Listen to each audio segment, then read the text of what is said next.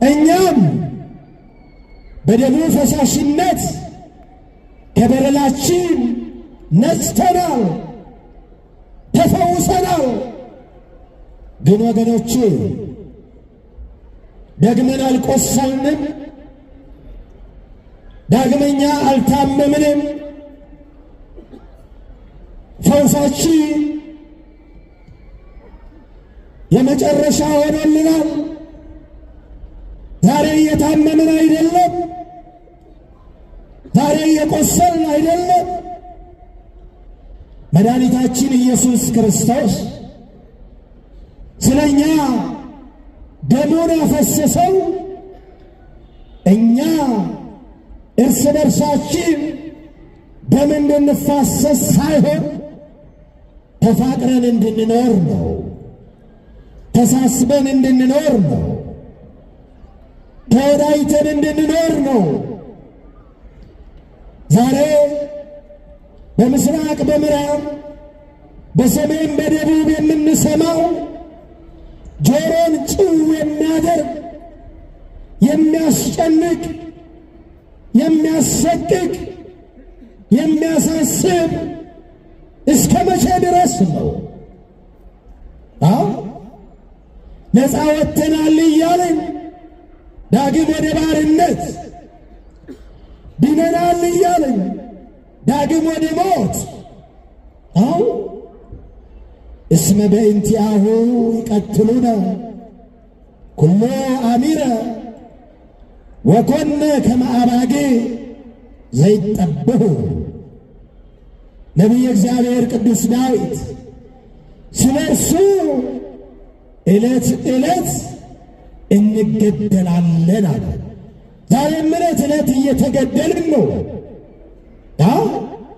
በክርስትናችን በሃይማኖታችን የሰው ልጅ ሁሉ ስለምን በግፍ ይሞታል?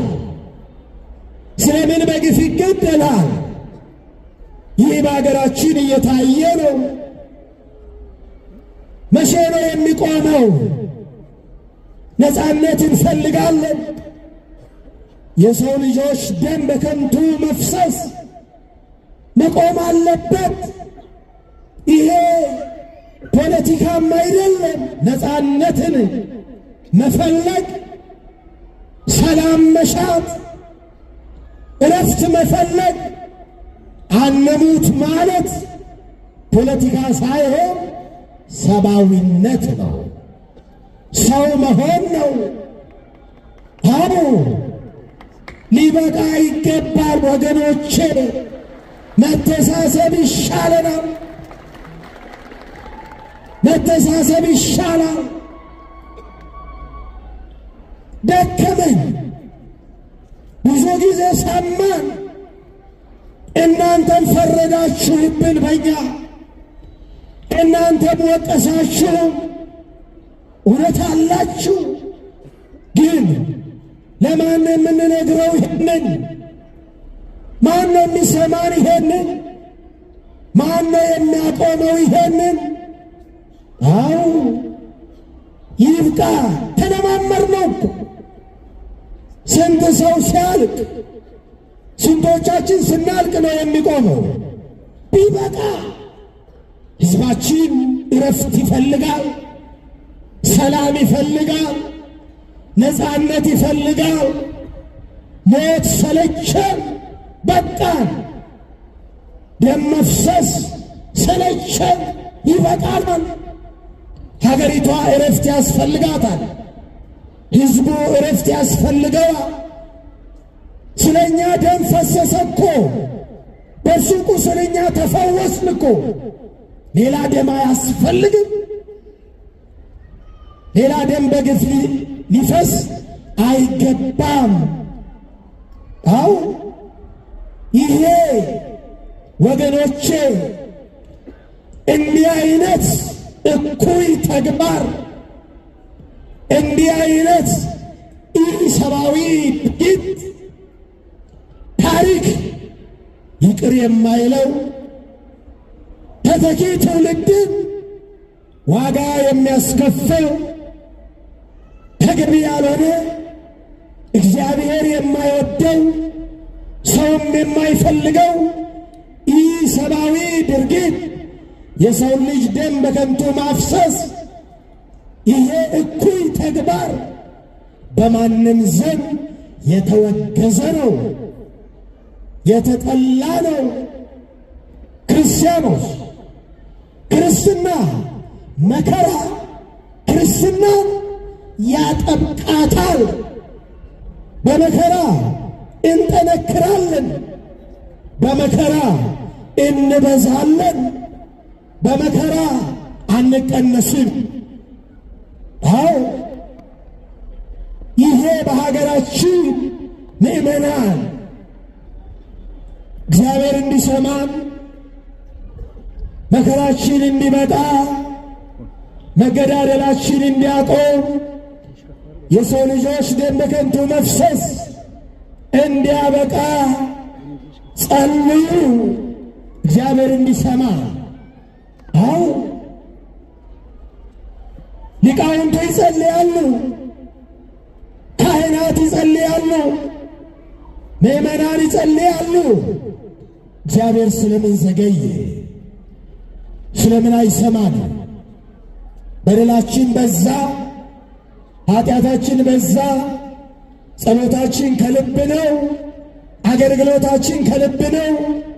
ማረም የሚገባን ነገር አለ፣ የሚቀረን ነገር አለ፣ እኛ ጋርም የሚቀር ነገር አለ፣ መስተካከል ያለበት ነገር አለ። ያን ጊዜ ነው እግዚአብሔር የሚሰማ። እግዚአብሔር ይስማ፣ መድኃኔዓለም ይስማ።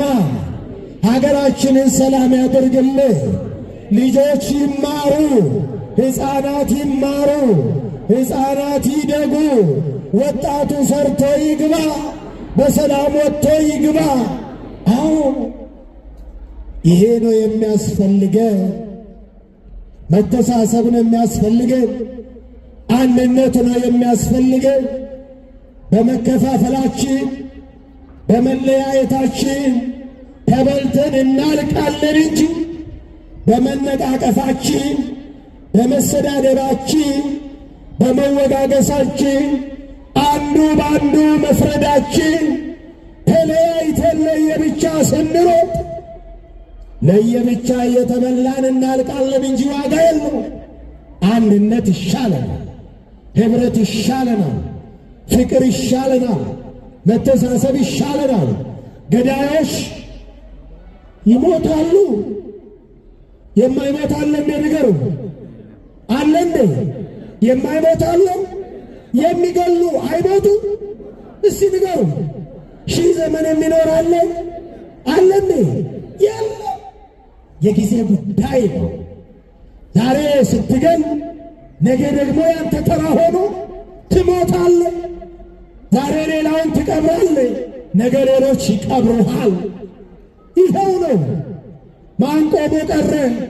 ስለዚህ በፍቅር መተሳሰብ፣ በሰላም መተሳሰብ ይሻላል።